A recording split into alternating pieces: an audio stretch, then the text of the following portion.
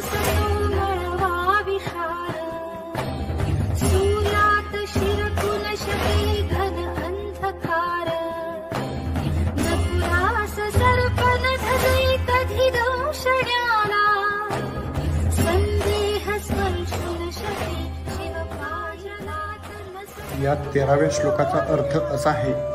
ज्याप्रमाणे संपूर्ण हिंदुस्थानची तहान भागवणाऱ्या पवित्र गंगा आईच्या पाण्यात कधीच मळ किंवा विष असत नाही,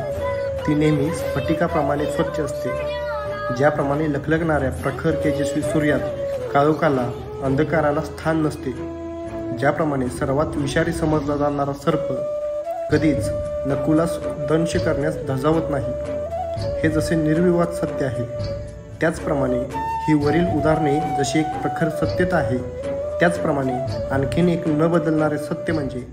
एकदा का